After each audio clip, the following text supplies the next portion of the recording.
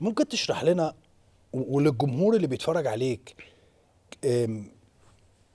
الخطوات اللي بيتم اتخاذها في الفار؟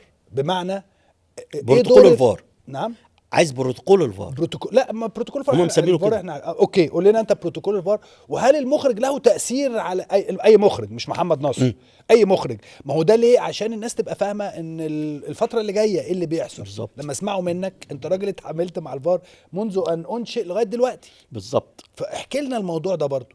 احنا الفار، البروتوكول بتاعنا بيقول مفيش فار الا ب6 كاميرات على الاقل. يعني لو 5 ما ينفعش. 5 عايز يمشيها مشيها، مش عايز يمشيها، بس هو قال لنا ده اقصى اقل حاجه. اقل حاجه تحط بعد كده شغل زي الفل. الفار بروتوكوله بيتم ازاي؟ بتحصل لعبه، انت بتعيد زاويتين 3 مثلا لو في وقت. انت بتعيد كمخرج عادي؟ كمخرج خلاص عادي، انا بعيد اللي عندي، ماليش دعوه. الناحيه الثانيه الفار مع كل الكاميرات بتاعتي لوحدها، شايف كل حاجه. انت ما بتتدخلش في اي خالص. حاجه كمخرج. بيحصل ايه؟ بيندى على الحكم يراجع اللعبه، فبيطلع الويندو اللي فيه الشغل كله بيحصل فيه، انت مالكش دعوه بأي مين حاجة. اللي بيحط للحكم الحاجات دي على الويندو؟ جوه في غرفه الفار، اللي هو فني الفار او فني الفار، فني الفار. مش حكم المساعد. الحكم بيقول لفني الفار اعمل لي كذا، أوكي. ارسم لي الخطوط. لغايه هنا المخرج ملوش دعوه. ملوش دعوه، ارسم خطوط، بين اللعبه دي جت في ايده ولا ما جاتش، عيدها لي تاني، حلو. روح تعالى روح تعالى.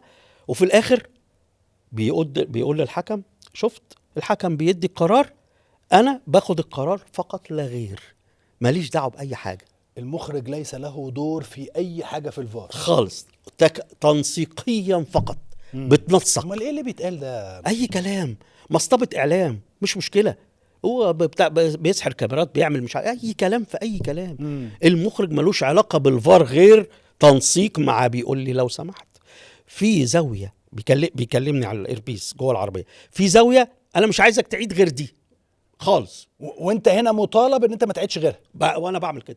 ما نفذتش ده بتوقف على طول، رسمي.